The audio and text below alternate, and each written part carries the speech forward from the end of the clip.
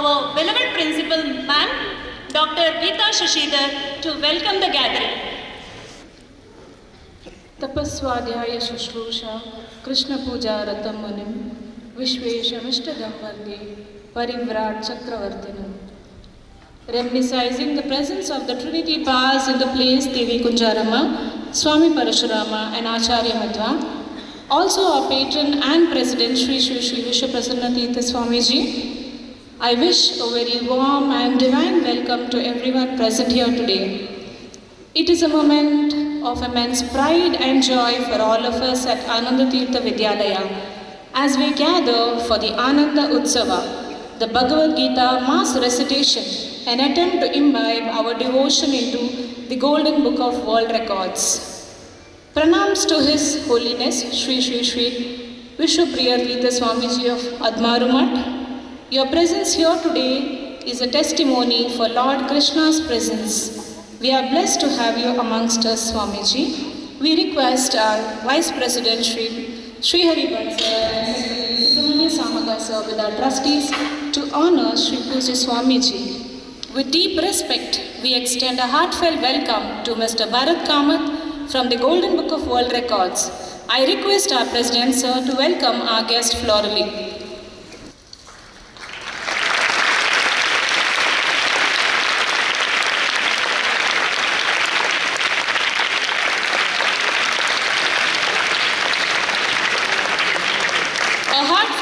Welcome to our strength and pillar, Mr. Nagaraj Ballal sir, working president of Ananda Tirtha Trust, all the esteemed trustees, dignitaries, dearest parents, grandparents and family members of our little ones, our teachers, staff and my dearest children. A cordial welcome to the members of the press and the media, also to Bhumika Event Management who are doing the coverage today. Today, more than 4,000 voices will unite, not just to recite, but to connect, to remember, and to celebrate the timeless wisdom of Bhagavad Gita. This historic gathering will not merely be an event, but it will be a spiritual offering, a collective prayer, a legacy in the generations to come. Thank you all for being a part of this divine milestone. May the moment echo with devotion, purpose and pride. May God bless all of us. A warm welcome again. Thank you.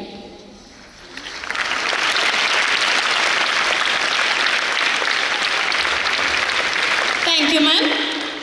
Light symbolizes knowledge, purity, hope and enlightenment. I request Pujaniya Swamiji to light the lamp.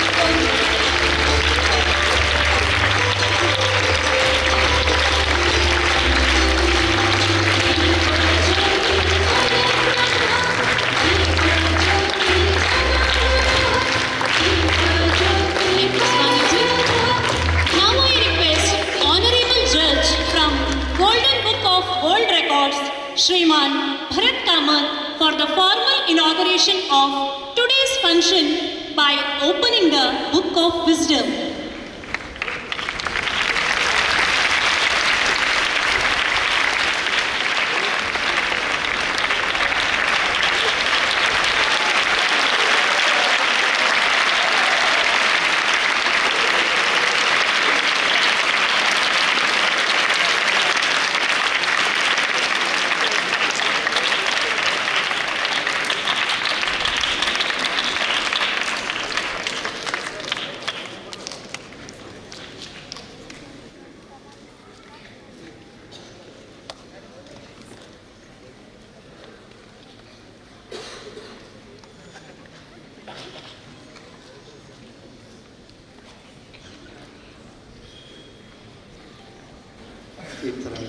ತೀರ್ಥರಿಗೆ ಸಾಷ್ಟಾಂಗ ನಮಸ್ಕಾರ ಮಾಡುತ್ತಾ ಮನದಲ್ಲಿ ವಿಶ್ವೇಶ ತೀರ್ಥರ ನೆನೆಯುತ್ತಾ ಮತ್ತು ವಿಶ್ವಪ್ರಸನ್ನ ತೀರ್ಥರ ಆಶೀರ್ವಾದವನ್ನು ಬಿಡುತ್ತಾ ಈ ಒಂದು ಕಾರ್ಯಕ್ರಮ ಇವತ್ತು ಒಂದು ವರ್ಲ್ಡ್ ರೆಕಾರ್ಡ್ ಮಾಡಬೇಕು ಅಂತ ನಮ್ಮ ಮೇಡಮ್ ಇಚ್ಛೆಪಟ್ಟರು. ನಾನು ಹೇಳಿದೆ ಇದೆಲ್ಲ ಸಾಧ್ಯವಾ ಅಂಥೇಳಿ ನಾವು ಟ್ರಸ್ಟೀಸ್ ಎಲ್ಲ ಡಿಸ್ಕಸ್ ಮಾಡಿದ್ದು ಮತ್ತು ನಮ್ಮ ಒಪ್ಪಿಗೆಯೊಂದಿಗೆ ಅವರು ಅದನ್ನು ಇವತ್ತು ನಡೆಸ್ಕೊಡ್ತಾ ಇದ್ದಾರೆ. ಇಷ್ಟು ಜನ ಮಕ್ಕಳು, ಹಿರಿಯರು ಎಲ್ಲರೂ ಸೇರಿದ್ದೀರಿ. ಭಗವದ್ಗೀತೆ ಎಂಬುದು ಪಠ್ಯ ಪುಸ್ತಕದಲ್ಲಿ ಯಾವತ್ತೂ ಬರಬೇಕು. ಯಾವ ಕಾರಣದಿಂದ ಬರಲಿಲ್ಲ ಎಂಬುದು ನಮಗೆ ಯಾರಿಗೂ ಇದುವರೆಗೂ ಗೊತ್ತಿಲ್ಲ. ಇವತ್ತಿಗೂ ಅದು ಡಿಸ್ಕಷನ್ ಆಗ್ತಾ ಉಂಟು. ಬಟ್ ನಮ್ಮ ಶಾಲೆಯಲ್ಲಿ ನಮ್ಮ ಸನಾತನ ಧರ್ಮದ ಮೂಲವಾದ ಒಂದು ಭಗವದ್ಗೀತೆಯನ್ನು 1ನೇ ಕ್ಲಾಸಿಂದಲೇ ನಾವು ಕಲಿಸಲಿಕ್ಕೆ ಶುರು ಮಾಡಿದ್ದೀವಿ. ಆ ಮಕ್ಕಳು 7ನೇ ಕ್ಲಾಸಿಗೆ ಬರುವಾಗ ಎಲ್ಲ 700 ಶ್ಲೋಕಗಳು ಅವರ ಕಂಠದಲ್ಲಿ ಬರಬೇಕು ಮತ್ತು 8, 9 ಆಗುವಾಗ ಅದರ ಎಲ್ಲ ಅರ್ಥ ತಿಳ್ಕೊಳ್ಬೇಕು ಅಂತ ಒಂದು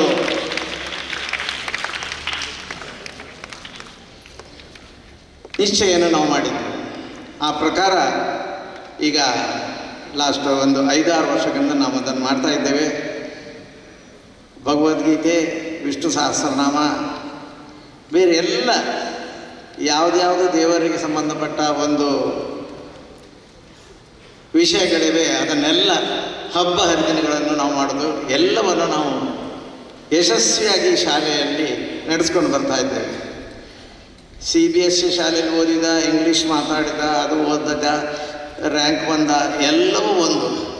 ಬಟ್ ಇದರಷ್ಟು ದೊಡ್ಡ ಒಂದು ಆಸ್ತಿ ಆ ಮಕ್ಕಳಿಗೆ ಖಂಡಿತ ಯಾವುದೂ ಸಿಗಲಿಕ್ಕಿಲ್ಲ. ದೊಡ್ಡ ಆಸ್ತಿ ಅಂದರೆ ಆ ಭಗವದ್ಗೀತೆ SSLC ಮುಗಿಯೋದ್ರೆ ಆ ಮಕ್ಕಳ ಕೈಯಲ್ಲಿ ಮನಸ್ಸಲ್ಲಿ ಬಂತು ಅಂತಂದರೆ ಅವರ ಇಡೀ ಜೀವನ ಪರ್ಯಂತ ಆಸ್ತಿ ಅವರ ಕೆಲಸ ಇರ್ತದೆ. ಪ್ರತಿಯೊಂದು ಅವರ ಏಳಿಗೆಗೆ ಅದರಿಂದ ಹೆಲ್ಪ್ ಆಗ್ತದೆ ಅಂತ ಖಂಡಿತ ನಾವು ಕಂಡುಕೊಂಡಿದ್ದೇವೆ. ಅದಕ್ಕೋಸ್ಕರ ಈ ನಿಟ್ಟಿನಲ್ಲಿ ನಾವು ಮುಂದುವರಿಸ್ತಾ ಇದ್ದೇವೆ. ಖಂಡಿತ ನಮ್ಮ ಪ್ರಿನ್ಸಿಪಾಲ್ ಮೇಡಮ್ ಇದರಲ್ಲಿ ತುಂಬ ಒಂದು ಆಸಕ್ತಿ ವಹಿಸಿ ಈ ಕೆಲಸವನ್ನು ಮಾಡ್ತಾ ಇದ್ದಾರೆ. ನಾವು ಎಲ್ಲ ಸಪೋರ್ಟ್ ಕೊಡ್ತಾ ಇದ್ದೇವೆ. ಇವತ್ತು 15ನೇ ಅಧ್ಯಾಯ ಪುರುಷೋತ್ತಮ ಯೋಗ ಎಂಬುದು ಎಲ್ಲ ಅಧ್ಯಾಯಗಳು ಒಂದು ವಿಶಿಷ್ಟ ಅಧ್ಯಾಯ. ಅದನ್ನು ಇವತ್ತು ನಾವು ಎಲ್ಲರೂ ಒಟ್ಟಿಗೆ ಅದನ್ನು ಹೇಳಿಬಿಟ್ಟು ಒಂದು ರೆಕಾರ್ಡ್ ಮಾಡಬೇಕು, ವರ್ಲ್ಡ್ ರೆಕಾರ್ಡ್ ಮಾಡಬೇಕೆಂಬುದ ಒಂದು ಇಚ್ಛೆಯಿಂದ ಇವತ್ತು ಎಲ್ಲರೂ ಸೇರಿದ್ದೀವಿ. ಖಂಡಿತ ಇದು ತುಂಬ ಯಶಸ್ಸಾಗಿ ನಡೀಲಿ ಅಂತ ಹೇಳಿ ನನ್ನ 2 ಮಾತು ಮುಗಿಸ್ತೇನೆ. Thank you very much. ಸರ್ವ ಉಪನಿಷದಃ ಗಾವಃ ದೋಗ್ಧ ಗೋಪಾಲನಂದನಃ ಪಾರ್ಥಃ ವತ್ಸಃ ಸುಧೀಃ ಭೋಕ್ತಾ ದುಗ್ಧಂ ಗೀತಾಮೃತಂ ಮಹತ್. ಭಗವದ್ಗೀತೆಯನ್ನು ಹಾಲಿಗೆ ಹೋಲಿಸಿದ್ದಾರೆ. ಯಾವ ಮಗುವಿಗೆ ತಾನೇ ಹಾಲು ಬೇಡ? ದೈಹಿಕ ಆರೋಗ್ಯ, ಮಾನಸಿಕ ಆರೋಗ್ಯ. ದೇವರು ಎಲ್ಲಿಯ ತನಕ ಸೃಷ್ಟಿ ಮಾಡಿದ್ದಾನೆ ಅಂತಂದರೆ ಮಾನವ ತಾಯಿಯಲ್ಲಿ ಮಾತ್ರ ಹಾಲು ಸೃಷ್ಟಿ ಮಾಡಿದ್ದಲ್ಲ, ಪಶುಗಳ ಹೃದಯದಲ್ಲಿಯೂ ಕೂಡ ಭಗವಂತ ಹಾಲನ್ನು ಸೃಷ್ಟಿ ಮಾಡಿದ್ದಾನೆ.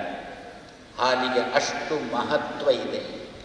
ದೈಹಿಕ ಆರೋಗ್ಯಕ್ಕೆ ಹಾಲು ಎಷ್ಟು ಮುಖ್ಯವೋ, ಮಾನಸಿಕ ಆರೋಗ್ಯಕ್ಕೆ ಭಗವದ್ಗೀತೆ ಅನ್ನತಕ್ಕಂಥ ಹಾಲು ಅಷ್ಟೇ ಮುಖ್ಯ. ನಿಮಗೆ ಜೀವನದಲ್ಲಿ ಮಜಾ ಮಾಡಬೇಕಾ ಅಂತಂದರೆ ಖುಷಿ ಬಂದದ್ದನ್ನು ತಿನ್ನೋದು, ಕೊಟ್ಟ ಮಾತನ್ನು ಉಳಿಸಿಕೊಳ್ಳದೇ ಇರುವುದು, ಕುರ್ಚಿಗೆ ಅಂಟಿಕೊಂಡೇ ಇರುವುದು, ಇದೆಲ್ಲ ಮಾಡಬೇಕಾ? ಇದನ್ನು ಮಜಾ ಅಂತ ಕರೀತಾರೆ. ಹಾಗಿದ್ದರೆ ಭಗವದ್ಗೀತೆ ಓದಬೇಡಿ. ನಿಮಗೆ ಕರ್ತವ್ಯ ಮಾಡಬೇಕಾ? ಅರ್ಜುನನ ಶಾಲೆ, ಅರ್ಜುನ ವಿದ್ಯಾರ್ಥಿ, ಅವನ ಶಾಲೆ ಕುರುಕ್ಷೇತ್ರ, ಯುದ್ಧ ಭೂಮಿ ಅವನ ಶಾಲೆ. ಶಾಲೆಗೆ ಬಂದ ಅರ್ಜುನ ನಾನು ಓದೋದಿಲ್ಲ ಅಂದ, ನಾನು ಬರೆಯೋದಿಲ್ಲ ಅಂದ. ಅಂದರೆ ನಾನು ಯುದ್ಧ ಮಾಡುವುದಿಲ್ಲ ಅಂದ. ಹಾಗಾದರೆ ಶಾಲೆಗೆ ಬಂದು ಓದದೇ ಇರತಕ್ಕಂತಹ ಅರ್ಜುನನನ್ನು ಓದುವಂತೆ ಮಾಡಿದ್ದು ಭಗವದ್ಗೀತೆ. ಅದೇ ರೀತಿಯಲ್ಲಿ ನಮ್ಮ ಮಕ್ಕಳು ಶಾಲೆಗೆ ಬರ್ತಾರೆ. ಅಪ್ಪ ಅಮ್ಮ ಮಕ್ಕಳನ್ನು ಶಾಲೆಗೆ ಕಳಿಸ್ತಾರೆ. ಮಗು ಓದಬೇಕು, ಚೆನ್ನಾಗಿ ಬರೀಬೇಕು ಎನ್ನುವ ಉದ್ದೇಶ ಅಪ್ಪಮ್ಮನಿಗೆ ಇದೆ. ಅವರಿಗೆ ಮಾತ್ರ ಇದ್ದರೆ ಸಾಲದು, ಮಕ್ಕಳಿಗೂ ಕೂಡ ನಾನು ಚೆನ್ನಾಗಿ ಓದಬೇಕು, ಚೆನ್ನಾಗಿ ಬರೀಬೇಕು, ಚೆನ್ನಾಗಿ ಮೇಲೆ ಬರಬೇಕು ಎನ್ನುವ ಮನಸ್ಥಿತಿ ಮಕ್ಕಳಿಗೆ ಬರಬೇಕು ಅಂತಾದರೆ ಆ ಮಕ್ಕಳು ಪ್ರತಿ ದಿವಸ ಭಗವದ್ಗೀತೆ ಓದಬೇಕು. ಆವಾಗ ಅಪ್ಪ ಅಮ್ಮ ಹೇಳಬೇಕಾಗಿಲ್ಲ ಮಕ್ಕಳಿಗೆ, ಓದಿದ್ಯಾ, ಬರೆದಿದ್ಯಾ, ಹೋಮ್ವರ್ಕ್ ಮಾಡಿದ್ಯಾ, ಹೋಮ್ವರ್ಕ್ ಮಾಡಿಲ್ಲ ಅಂತಂದರೆ ಹೊರಗೆ ನಿಲ್ಲು ಅಂತೇಳಿ ಟೀಚರ್, ಹೋಮ್ವರ್ಕ್ ಮಾಡಿಲ್ಲ ಅಂತಂದರೆ ಊಟ ಹಾಕೋಲ್ಲ ಅಂತೇಳಿ ಅಪ್ಪ ಅಮ್ಮ. ಇದು ಯಾವುದಕ್ಕೂ ಕೂಡ ಪ್ರಸಂಗ ಬರೋಲ್ಲ. ನಮಗೇನೆ ತೋರುತ್ತೆ ಹೋಮ್ವರ್ಕ್ ಮಾಡಬೇಕು, ಚೆನ್ನಾಗಿ ಓದಬೇಕು ಅಂತ. ಈ ರೀತಿಯಲ್ಲಿ ಪ್ರತಿಯೊಬ್ಬರನ್ನು ಕೂಡ ತಮ್ಮ ತಮ್ಮ ಕರ್ತವ್ಯದಲ್ಲಿ ನಿರತನನ್ನಾಗಿ ಮಾಡತಕ್ಕಂಥ ತಾಕತ್ತು ಭಗವದ್ಗೀತೆಗೆ ಇದೆ. ಆದ್ರಲ್ಲೇ ಕಾಣುತ್ತೆ ಕೆಲವರೆಲ್ಲ ಭಗವದ್ಗೀತೆ ಬೇಡ ಬೇಡ ಬೇಡ ಬೇಡ ಅಂತ ಶುರುವಾಗಿದೆ. ಯಾಕೆ ಬೇಡ ಬೇಡ ಅಂತಂದರೆ, ಒಂದು ಸರ್ಕಾರಿ ಕಚೇರಿಯಲ್ಲಿ ಬೋರ್ಡ್ ಹಾಕಿತ್ತಂತೆ. ಸರ್ಕಾರಿ ಕಚೇರಿಯಲ್ಲಿ ಬೋರ್ಡ್ ಹಾಕಿತ್ತು, ಪ್ರೈವೇಟ್ ಕಚೇರಿಯಲ್ಲಿ ಅಲ್ಲ, ಸರ್ಕಾರಿ ಕಚೇರಿಯಲ್ಲಿ ಬೋರ್ಡ್ ಹಾಕಿತ್ತು. ಏನು ಅಂತ, ಗಲಾಟೆ ಮಾಡಬೇಡಿ, ಇಲ್ಲಿ ಯಾರೂ ಕೂಡ ಗಲಾಟೆ ಮಾಡಬೇಡಿ ಅಂತ ಬೋರ್ಡ್ ಹಾಕಿತ್ತು. ಅದರ ಕೆಳಗೆ ಗುಂಡ ಬರೆದಂತೆ, ಅಧಿಕಾರಿಗಳಿಗೆ ನಿದ್ರೆಗೆ ತೊಂದರೆ ಆಗುತ್ತೆ ಅಂತ ಬರೆದಂತೆ ಅದರಲ್ಲಿ. ಅಂದರೆ ಏನರ್ಥ, ಸರ್ಕಾರಿ ಕಚೇರಿಗಳು ತಂದುಬಿಟ್ರೆ ನಮ್ಗೆ ಹೋದರೆ ಕೆಲಸ ಆಗೋ ಅಂತ. ಹಾಗಾದರೆ ನಾವು ಹೋದ ಅಲ್ಲಿ ಅದಕ್ಕೋಸ್ಕರನೇ ಕಾಣುತ್ತೆ ಭಗವದ್ಗೀತೆ ಬೇಡ, ಅದು ಎಂಥದ್ದು ನನಗೆ ಹೇಳಲಿಕ್ಕೂ ಬರೋಲ್ಲ. ಮನುವಾದಿ, ನಾವು ಮಾನವರು ಅಂತ ಆಗಬೇಕು ಅಂತಾದರೆ ಭಗವದ್ಗೀತೆ ನಮಗೆ ಬೇಕೇ ಬೇಕು. ಇಲ್ಲದ್ರೆ ನಾವು ಪಶುಗಳು ಅಂತಾಗುತ್ತೇವೆ, ಮಜಾವಾದಿಗಳು ಅಂತಾಗ್ತೇವೆ. ನಾವು ಜೀವನದಲ್ಲಿ ಮಜಾ ಮಾಡಲಿಕ್ಕೆ ಬಂದವರಲ್ಲ, ಮಾನವರಾಗಲಿಕ್ಕೆ ಬಂದವರು. ಆದ್ದರಿಂದ ಪ್ರತಿಯೊಂದು ಮಗುವು ಕೂಡ, ಮಗು ಇಲ್ಲಿ ಶಾಲೆಯಲ್ಲಿ ಓದುತ್ತೆ, ಅಧ್ಯಾಪಕರುಗಳು ಮಗುವಿನಿಂದ ಭಗವದ್ಗೀತೆ ಓದಿಸ್ತಾರೆ. ಮನೆಯಲ್ಲಿ ಅಪ್ಪ ಅಮ್ಮ ಮಗುವಿನ ಜೊತೆ ಕೂತ್ಕೊಂಡು ತಾವು ಓದಿದ್ರು ಅಂತಂದರೆ ಆವಾಗ ನಮ್ಮ ಇಡೀ ಭಾರತ ದೇಶ ಮಾತ್ರ ಆಗಿರದೆ ವಿಶ್ವಕ್ಕೇನೆ ಗುರು ಆಗಲಿಕ್ಕೆ ಸಾಧ್ಯ ಆಗುತ್ತೆ. ಅಂತಹ ವಾತಾವರಣ ಈ ಭಗವದ್ಗೀತೆಯಲ್ಲಿ ನಮ್ಮ ಈ ಶಾಲೆಯಲ್ಲಿ ಇಷ್ಟು ಮಕ್ಕಳು ಸೇರಿಕೊಂಡು ಏಕಕಂಠದಿಂದ ಸುಮಾರು 4,000 ಕಂಠಗಳು ಇವತ್ತು ಭಗವದ್ಗೀತೆ ಓದ್ತಾ ಇವೆ. 15ನೇ ಅಧ್ಯಾಯ ಅಲ್ಲಿ ಕೂಡ. ಯಾಕೆ, ಇಡೀ ಭಗವದ್ಗೀತೆಯ ಸಾರ ಏನು, ಇಡೀ ಭಗವದ್ಗೀತೆಯ ಜಿಷ್ಟು ಏನು, ದೇವರು ದೊಡ್ಡವ ಅಲ್ಲ, ಮತ್ತೆ ಹರಿ ದೊಡ್ಡವ ಎನ್ನುವುದು. ಲಕ್ಷ್ಮೀಪತಿ ಕೃಷ್ಣ ಸ್ವಯಂ ಹೇಳ್ತಾ ಇದ್ದಾನೆ, ಅರ್ಜುನ ನನ್ನನ್ನು ಸರ್ವೋತ್ತಮ ಅಂತ, ಎಲ್ಲರಿಗಿಂತ ದೊಡ್ಡವ, ನನ್ನ ಉಪಾಸನೆ ಮಾಡುವಂಥ. ಇಡೀ ಭಗವದ್ಗೀತೆಯ ಜಿಷ್ಟು ಇಡೀ ದೇಶಕ್ಕೆ ಸಂಬಂಧಪಟ್ಟದ್ದು. ಹರಿ ಸರ್ವೋತ್ತಮ ಎನ್ನುವುದು, ಲಕ್ಷ್ಮೀಪತಿ ನಾರಾಯಣ ಎಲ್ಲರಿಗಿಂತ ದೊಡ್ಡವ ಎನ್ನುವುದು ಇಡೀ ಯಾವುದೊಂದು ವರ್ಗಕ್ಕೆ ಸೀಮಿತ ಅಲ್ಲ, ಇಡೀ ಭಾರತಕ್ಕೆ ಸಂಬಂಧಪಟ್ಟದ್ದು ಎನ್ನುವುದಕ್ಕೆ ಉದಾಹರಣೆಯಾಗಿ ಮೊನ್ನೆ ದಿವಸ ಮೋದಿಯವರು ಕೃಷ್ಣ ಮಠಕ್ಕೆ ಪ್ರವೇಶ ಮಾಡುವಾಗಲೇ ಲಕ್ಷ ಕಂಠದಿಂದ 15ನೇ ಅಧ್ಯಾಯದ ಭಗವದ್ಗೀತೆ ಪಾರಾಯಣ ನಡೀತಾ ಇದೆ. ಅದು ಯಾರ್ಯಾರು ಯೋಚಿಸಿದ್ದಲ್ಲ, ಮೋದಿಯಲ್ಲಿ ಎಲ್ಲೋ ಒಂದು ಕಡೆ ನಿಲ್ಲಿಸಿ ಈಗ 14ನೇ ಅಧ್ಯಾಯ ಆಗ್ತಾ ಉಂಟು, 15ನೇ ಆಗುವಾಗ ನೀವು ಕೃಷ್ಣ ಮಠಕ್ಕೆ ಪ್ರವೇಶ ಮಾಡಿದ್ರು ಅಲ್ಲ. ಅಥವಾ ಮೋದಿಯವರು ಬರ್ತಾ ಇದ್ದಾರೆ, ಓದುವವರೇ ಸ್ವಲ್ಪ ನಿಲ್ಲಿಸಿ, ಮೋದಿಯವರು ಬಂದ ಮೇಲೆ 15ನೇ ಅಧ್ಯಾಯ ಶುರು ಮಾಡಿದ್ರು ಅಲ್ಲ. ಮೋದಿಯವರು ಬರ್ತಾ ಇದ್ದಾರೆ, ಈಚೆ ಬದಿಯಲ್ಲಿ 15ನೇ ಅಧ್ಯಾಯ ಆಗ್ತಾ ಉಂಟು ಅಂತಂದರೆ ಕೃಷ್ಣನ ಉದ್ದೇಶ, ಇಡೀ ಭಾರತದ ಸಿದ್ಧಾಂತ ಏನು ಅಂತಂದು ಬಿಟ್ಟರೆ ಹರಿ ಸರ್ವೋತ್ತಮ ಎನ್ನತಕ್ಕಂಥ ಅಂತಹ 15ನೇ ಅಧ್ಯಾಯದ ಪಾರಾಯಣ ಆನಂದ ತೀರ್ಥ ಗುರುಕುಲದಲ್ಲಿ. ಯಾವ ಆನಂದ ತೀರ್ಥವರು ಹರಿ ಸರ್ವೋತ್ತಮ ಅಂತ ಹೇಳ್ತಾ ಇದ್ದವರೋ ಅವರ ಕಾಲ ಬುಡದಲ್ಲಿ ಇಷ್ಟು ಪುಟ್ಟ ಪುಟ್ಟ ಮಕ್ಕಳು ಸೇರಿಕೊಂಡು ಭಗವದ್ಗೀತೆಯನ್ನು ಪಾರಾಯಣ ಮಾಡ್ತಾ ಇದ್ದಾರೆ. ಅಂದರೆ ನಮ್ಮ ಸಮಗ್ರ ದೇಶ ತನ್ನ ಕರ್ತವ್ಯದಲ್ಲಿ ಔದಾಸೀನ್ಯ ಇಲ್ಲದೆ ಪ್ರವೃತ್ತರಾಗಿ ಆ ನಿಟ್ಟಿನಲ್ಲಿ ಭಗವದ್ಗೀತೆ ಸಹಕಾರಿಯಾಗಿ ಪ್ರೇರಕವಾಗಲಿ ಅಂತ ಆಶಿಸಿ ನಿಮಗೆಲ್ಲ ದೇವರ ಕೃಷ್ಣನ ಶ್ರೇಯಸ್ಸನ್ನು ಬಯಸಿ 2 ಮಾತನ್ನು ಕೃಷ್ಣಾರ್ಪಣಂ ಅಸ್ತು.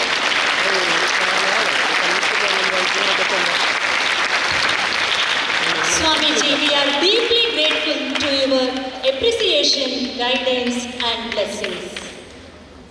Dear students, now it is time for the most awaiting moment, that is chanting of Srimad Bhagavad Gita. Kindly listen to the instructions of Keshavamurthy sir. ಇಟ್ಕೊಳ್ಳಿ, ಕಣ್ಮುಚ್ಚಿ. ಎಲ್ಲರೂ ಸಂಕಲ್ಪ ಮಾಡಬೇಕು. ಮನಸ್ಸಿನಲ್ಲಿ ಶ್ರೀಕೃಷ್ಣನ ಧ್ಯಾನವನ್ನು ಮಾಡುತ್ತಾ ನಾನು ಸಂಕಲ್ಪ ಹೇಳ್ತೇನೆ, ನನ್ನ ಇನ್ಸ್ಟ್ರಕ್ಷನ್ಸನ್ನು ಮತ್ತೆ ಫಾಲೋ ಮಾಡಿದರೆ ಆಯಿತು. ಕೃಷ್ಣ ಕೃಷ್ಣ ಗೋವಿಂದ ಗೋವಿಂದ ವಿಷ್ಣೋರಾಜ್ಞೆಯ ಪ್ರವರ್ತಮಾನಸ್ಯ ಆದ್ಯಬ್ರಹ್ಮಣಃ ದ್ವಿತೀಯ ಪರಾರ್ಧೆ ಶ್ವೇತವರಾಹಕಲ್ಪೆ ವೈವಸ್ವತಮನ್ವಂತರೆ ಅಷ್ಟಾವಿಂಶತಿತಮೇ ಕಲಿಯುಗೆ ಪ್ರಥಮಪಾದೆ ಜಂಬೂದ್ವೀಪೆ ಭಾರತವರ್ಷೆ ಭರತಖಂಡೆ ಮೇರೋಃ ದಕ್ಷಿಣಪಾರ್ಶ್ವೆ ದಂಡಕಾರಣ್ಯೆ ಗೋದಾವರ್ಯಾಃ ದಕ್ಷಿಣೇ ತೀರೆ ಶಾಲಿವಾಹನಶಕೆ ಬುದ್ಧಾವತಾರೆ ಪರಶುರಾಮಕ್ಷೇತ್ರೆ ಅಸ್ಮಿನ್ ವರ್ತಮಾನೆ ವ್ಯಾವಹಾರಿಕೆ ಶ್ರೀ ವಿಶ್ವಾವಸುನಾಮ ಸಂವತ್ಸರೆ ದಕ್ಷಿಣಾಯಣೆ ವೃಶ್ಚಿಕೇರಿಕೆ ಹೇಮಂತ ಋತು ಮಾರ್ಗಶಿರಮಾಸೆ ಕೃಷ್ಣಪಕ್ಷೆ ತೃತೀಯಾಯಾಂ ತಿಥೌ ಭಾನುವಾಸರಯುಕ್ತಾಯಾಂ ಶುಭನಕ್ಷತ್ರ ಶುಭಯೋಗ ಶುಭಕರಣ ಏವಂ ಗುಣ ವಿಶೇಷಣ ವಿಶಿಷ್ಟಾಯಾಂ ಶುಭಪುಣ್ಯತಿಥೌ ಅಸ್ಮದಾದಿಗುರುಣಾಂ ಶ್ರೀಮನ್ಮಧ್ವಾಚಾರ್ಯಾಣಾಂ ಹೃತ್ಕಮಲಮಧ್ಯನಿವಾಸಿ ವಾಸುದೇವ ಸಂಕರ್ಷಣ ಪ್ರದ್ಯುಮ್ನ ಅನಿರುದ್ಧ ಚತುರ್ಮೂರ್ತ್ಯಾದಿ ಅನಂತ ಅವತಾರಾತ್ಮಕ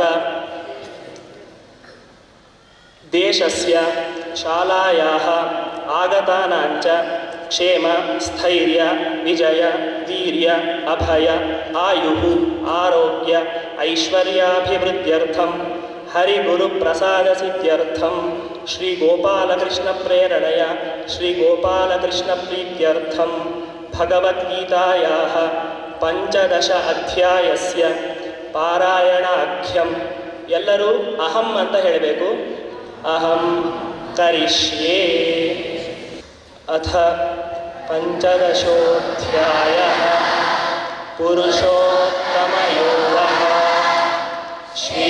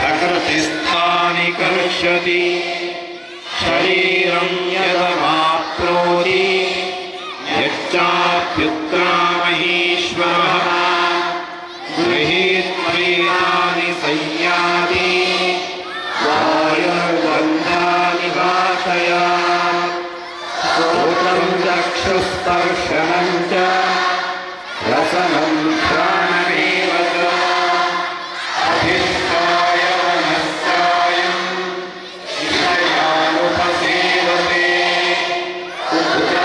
उदाहरणस्थितं वापि भुञ्जानं वा गुणान्वितं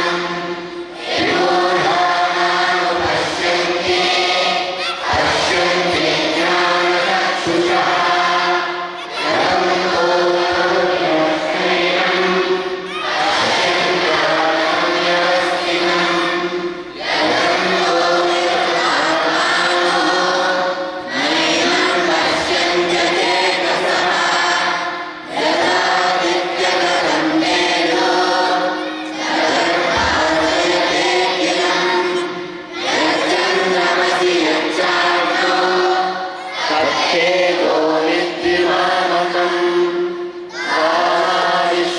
भूतानि धारयाम्यहमोजसा पुष्पाणि चौषधीं सर्वाः सोमो भूत्वा रसात्मकः अहं वैश्वानरो भूत्वा प्राणिनां देहवासिनः प्राणापानसमायुक्तः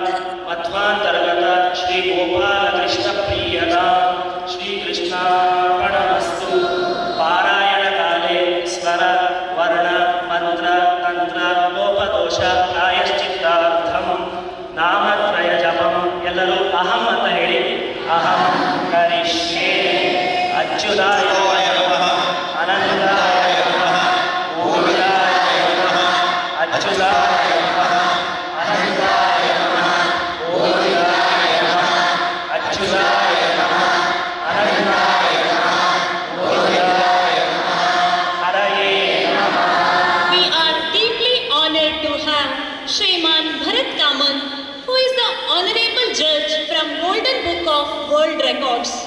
I request our President Shriman Nagaraj Baldal sir to honor the judge and hand over the memento as a token of gratitude and love. कृष्णाय वासुदेवाय हरे परमात्मने प्रणतक्लेशनाशाय गोविन्दाय नमो नमः वसुदेवं सुतं देवं कंसचाणूरमर्दनं देवकी परमानन्दं कृष्णं वन्दे जगद्गुरुं. Good evening everybody. This is the second time I am having an experience wherein my entire soul stands in union with Lord Krishna, and I am falling short of words of what to speak here to you kids. First experience was recently in Udupi when, as our divine Swamiji said, when Modi ji came and the 15th Adhyaya of Bhagavad Gita was being recited. I was very, very fortunate to be present over there and witness this event live. It still gives me goosebumps. And second is today. As rightfully said by Swamiji, if Bhagavad Gita has to be understood in one Adhyaya, if the incompetent, I would say incompetent, spiritually incompetent Arjuna found his spirituality and then he realized that yes, I am not killing any individual, I am doing Bhagavad Seva, I am doing Narayana Seva. If it has to be told in one Adhyaya, it happens to be the 15th Adhyaya of Bhagavad Gita. I hope all of you will agree with me on this. To add more to Bhagavad Gita, to add personal experiences in Bhagavad Gita, one thing what I would like to tell this gathering here today is that in rehabilitation centers across the globe, most of them give Bhagavad Gita as a source of treatment to patients who have reached the level wherein there is no coming back. I am talking about addiction.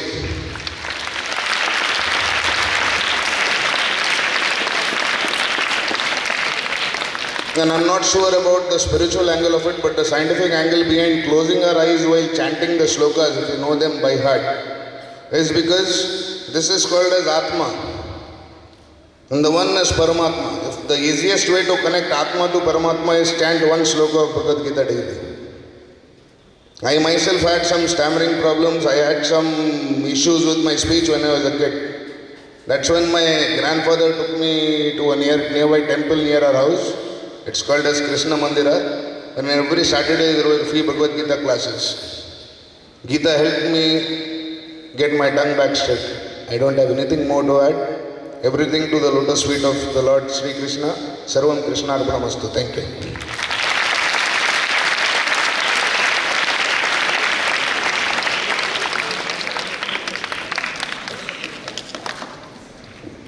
Thank you, sir, for your wonderful words. We now request Shriman Bharat Kamath to hand over the certificate.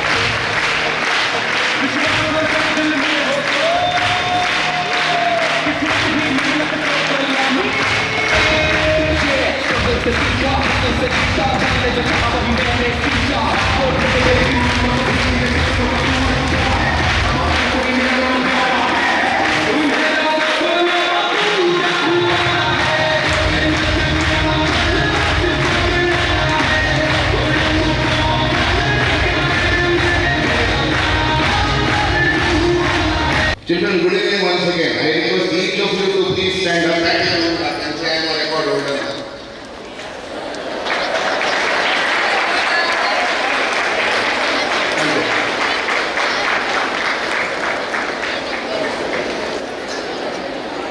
The video and the photo recording of the event is taken, so they are going to analyze it. The panel is going to decide, judge and send. But this shows that the event is successful one because of all your participation. It is written in the certificate that this is the largest massed recitation of a chapter of Bhagavad Gita under a single institution. No school or institution has ever tried to recite the Bhagavad Gita.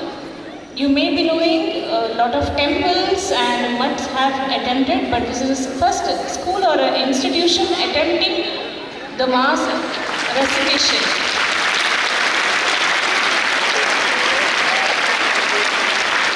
So we have set a record by attempting the mass recitation on December 7, 2025, and as on today the attendance is 4,039. So God has made us cross the benchmark that we planned for. Thank you so much for all your cooperation. A very good evening to one and all present here. It's my honor and privilege to deliver the vote of thanks on this prestigious occasion where our school has proudly created a moment of history by attempting a feat for the Golden Book of World Records. On behalf of Ananda Tirtha Vidyalaya, I extend my heartfelt gratitude to everyone who has made this remarkable event possible. First and foremost, I would like to express our deep gratitude to our President, Pujya Swamiji, His Holiness Shri Shri Shri Vishwaprasanna Tirtha Swamiji, for your divine blessings for this event. Special thanks to Pujya Swamiji, His Holiness Shri Shri Shri Vishwapriya Tirtha Swamiji of Adamar Mutt for your divine presence. Our sincere thanks to the esteemed judge from the Golden Book of World Records, Mr. Bharat Kamat, for recognizing our efforts and guiding us throughout the process. Thank you, sir. I would like to thank our supportive management committee members, the working president, Mr. Nagaraj Ballal, sir, vice president, Mr. Sri Hari Bhatt, sir, secretary, Mr. Subramanya Samaga, sir, treasurer, Lakshminarayan Upadhyaya, sir, members, Mr. Sudarshan Rao, sir, and Mr. Madhvaraj Bhatt. Thank you, sirs. A special note of appreciation to our respected principal, Dr. Geeta Shashidhar, whose vision, leadership, and constant motivation have been the driving force behind this achievement. Thank you, ma'am. I also extend my sincere thanks to the principal of Ananda Tirtha PU and Degree College, Mr. Vijay Rao, sir. Thank you, sir. A big thank you to our ever-supporting parents who entrusted us with their children and stood by us throughout this journey. Your cooperation has been invaluable. Thank you all. To our students, the real stars of the day, congratulations. Your enthusiasm, discipline, and team spirit have created history. I also extend our appreciation to the members of Dharmika Shikshana Department and Physical Education Department for coordinating throughout this event. Thank you. I also thank the members from the press and media, members from Bhumika Event Management for the live coverage of this event. Thank you for your support. Lastly, I thank all the faculty members and auxiliary staff of Ananda Tirtha Group of Institutions for your constant support for the accomplishment of today's event. As we conclude, let us carry forward the spirit of excellence and continue to make our school proud. Thank you. Have a nice day.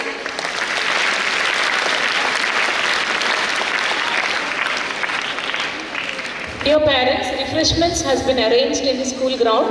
We did not arrange in the dining area because there may be too much crowding. Chit ಯಾರ್ಯಾರು ಬರೆದಿದ್ದೀರಿ ನಿಮ್ಮ ಹೆಸರು registration ದಯವಿಟ್ಟು ಕೌಂಟರಲ್ಲಿ ಕೊಟ್ಟು ಹೋಗಿ. ಸರ್ಟಿಫಿಕೇಟ್ಸನ್ನು ನಿಮಗೆ ತಲುಪಿಸಲಾಗುತ್ತದೆ. ಕೃಷ್ಣನ ದೂರದೃಷ್ಟಿ ಬಹಳ ಚೆನ್ನಾಗಿದೆ.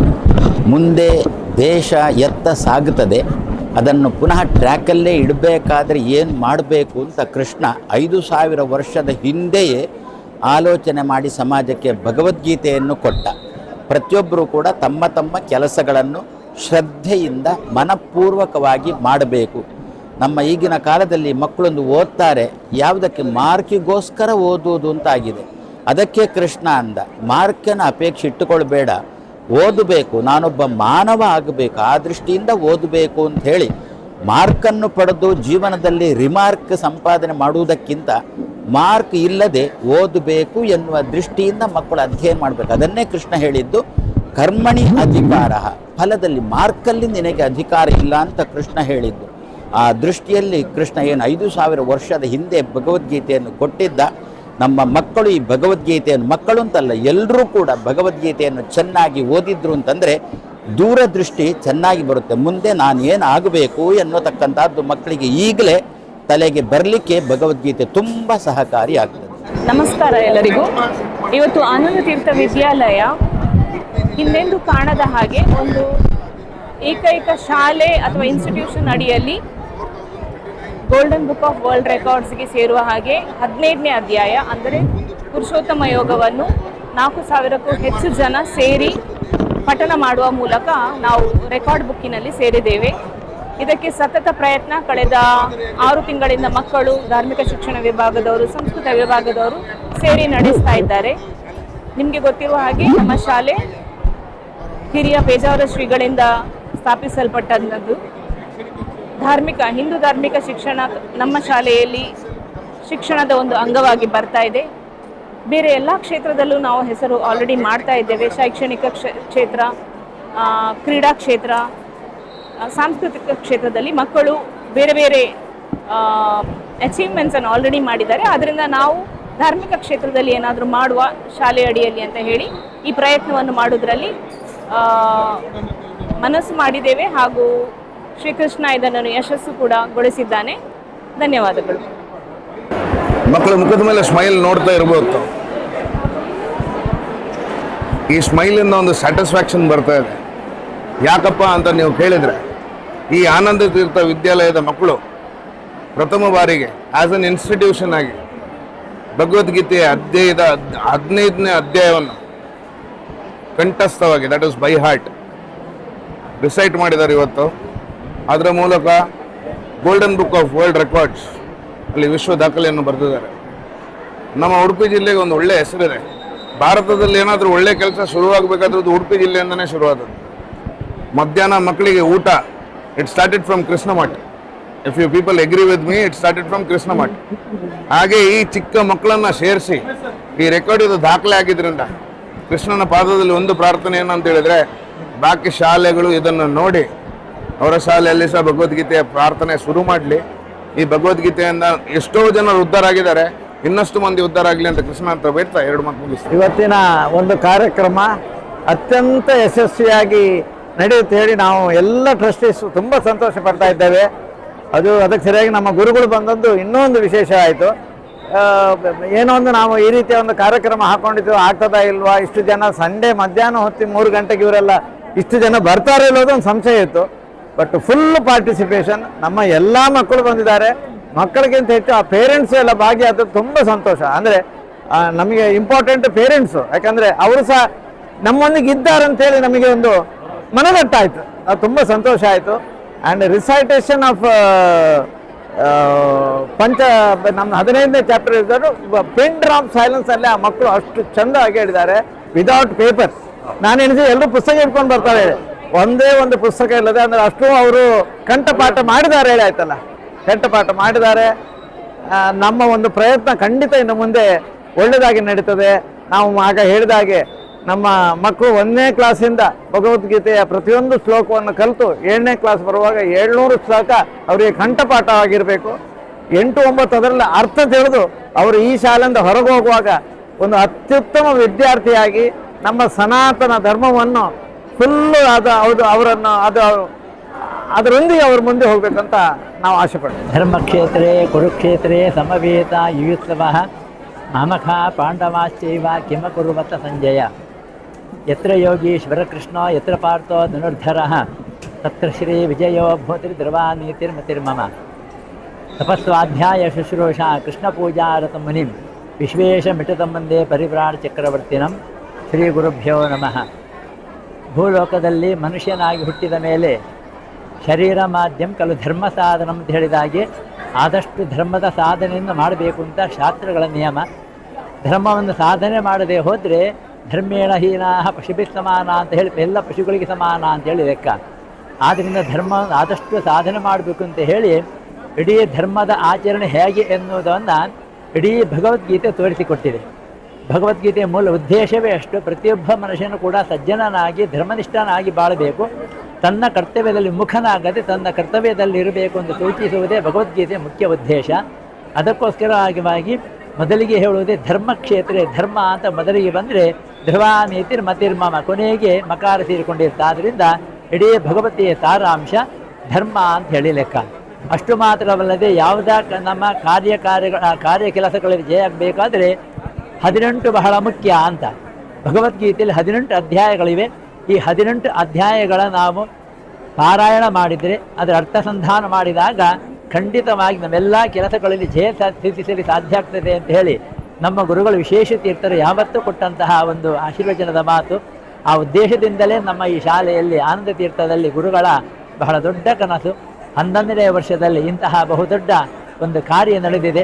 ಪುರುಷೋತ್ತಮ ಯೋಗದ 15ನೇ ಅಧ್ಯಾಯ, ಭಗವದ್ಗೀತೆ 15ನೇ ಅಧ್ಯಾಯ ಎಲ್ಲ 4,039 ಮಂದಿ ಒಟ್ಟಿಗೆ ಸೇರಿ ಒಂದೇ ಕಂಠದಿಂದ ಈ ಭಗವದ್ಗೀತೆ 15ನೇ ಅಧ್ಯಾಯವೆಲ್ಲ ಪಾರಾಯಣ ಮಾಡಿದ್ದಾರೆ.